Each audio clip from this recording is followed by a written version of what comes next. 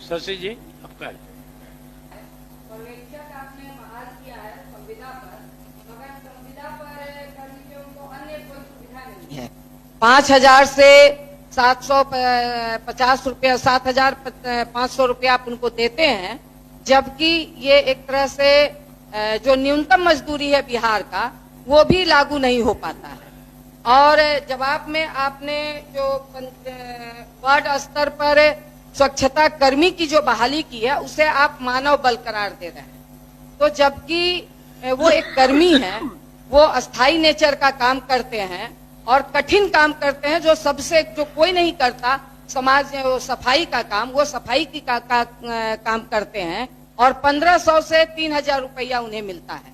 और इसलिए वो अस्थाई नेचर का काम है, तो उन्हें अस्थाई कर्मी का दर्जा के रूप में मैं मांग करूंगी, मुख्यमंत्री जी हैं कि उन्हें अस्थाई कर्मी का दर्जा दिया जाए और उनका जो वेतनमान होता है वो उस हिसाब से दिया जाए। और ये लोहिया स्वच्छता कर्मी की मतलब उनका मान्यता है, तो समाज में सफाई की बात है तो कम से कम 100 घर पे एक सफाई कर्मी की व्यवस्था हो, जिससे कि आप स्वच्छ भारत मिशन जो हमारी केंद्र सरकार भी चला रही है, तो उसका मकसद है कि पूरा हमारा समाज, हमारा गांव साफ हो।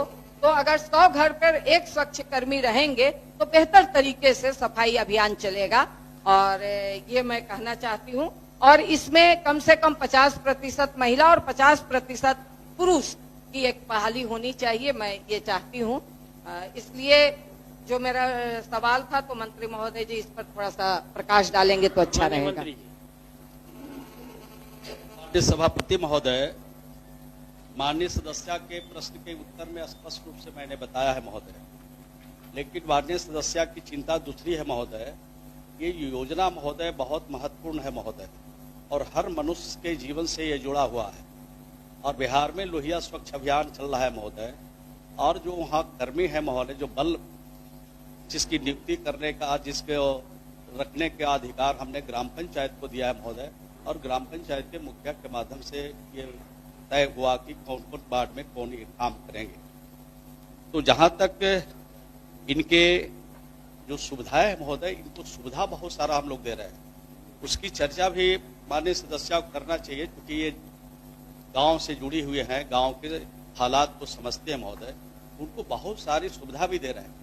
हम सिर्फ उनको जो प्रति माह मानदेय देते हैं, इसके अलावे हम मेडिकल सुविधा भी देते हैं उनको। इसके अलावे हम उनको ये राशन कार्ड से भी हमने जोड़ा है उनको, और अन्य तरह की जो सरकार की गतिविधियां चल रही है महोदय, जो कार्य विकास के काम चल रहे हैं उनमें उसको शामिल करें। उनको जीविका में उनके परिवार के सदस्य अगर पुरुष इसमें हैं तो महिला को हम लोगों ने जीविका में शामिल किया है, और अनेक प्रकार की सुविधाओं से उनको लैस किया है। अभी सरकार ने जो तय किया है महोदय, उसके हिसाब से उनको दे रहे हैं।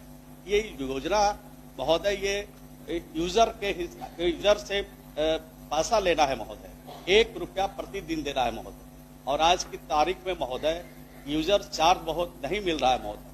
और माननीय मुख्यमंत्री जी बैठे हैं, इनको मैं धन्यवाद देना चाहता हूँ बिहार सरकार को महोदय। इन्होंने उसके लिए जो मानदेय देते हैं, उसके लिए 1 साल का, यानी पूरी 2025 तक का मानदेय राज्य सरकार अपने संसाधन से देने का फैसला किया है महोदय। तो इस तरह के फैसले लेकर के उनके सारी परिस्थितियों का मूल्यांकन करके इस तरह का फैसला लिया गया है। और माननीय सदस्य को मैं बताना चाहता हूं कि और भी जो सरकार की सुविधा है, उन सुविधाओं को हम लोग बढ़ा रहे हैं। उनको किसी भी कीमत पर निराश नहीं होने देंगे। अच्छा काम करते हैं, उनके स्वास्थ्य का भी ध्यान है, उनके परिवार का भी ध्यान है, सब तरह से उनको मदद करने के लिए सरकार तत्पर। ठीक। ये बस आप मतलब जो कह रहे हैं कि राशन कार्ड से जोड़ रहे हैं, तो राशन कार्ड से तो सभी लोग जुड़ते हैं, इनके लिए स्पेशल क्या को बहुत सारी सुविधा है। इन्हें संविदा कर्मी का मतलब दर्जा आप दीजिए, और 1,500 रुपया आप वेतन दे रहे हैं, 1,500 से 3,000 जिनको आप मानव बल बोल रहे हैं।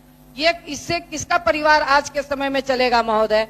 और आप जो पर्यवेक्षक हैं उनको आप 5,000 से 7,500 दे रहे हैं, 5,000 से 7,500 में भी किनका परिवार चलेगा आप मुझे बता दीजिए महोदय। तो कम से कम ये वेतनमान जो मानदेय आप दे रहे हैं, वो तो एक सम्मानजनक मानदेय देने की बात आप कीजिए, और बाकी अन्य सुविधा दीजिए आप उनको। बाकी अन्य सुविधा में तो कुछ नहीं, आप मेडिकल की बात कर रहे हैं मगर इसके अलावा कोई सुविधा आप नहीं है। जो जनरल सुविधा है वो सुविधा आप दे रहे हैं, और सबसे कठिन काम, समाज का सबसे निचला काम ये लोग कर रहे हैं, इसलिए सारी इनको बातें आ ज्यादा गई हैं। विशेष सुविधा आगे और बढ़ाया दिया जाए, ये मैं मांग करती हूँ। और मानव बल नहीं, उन्हें एक कर्मी का दर्जा दिया जाए, जिससे कि वो उनका एक सम्मान भी होगा, इसलिए उसे कर्मी के रूप में चिन्हित किया जाए। महोदय, मैं ये कहना ठीक।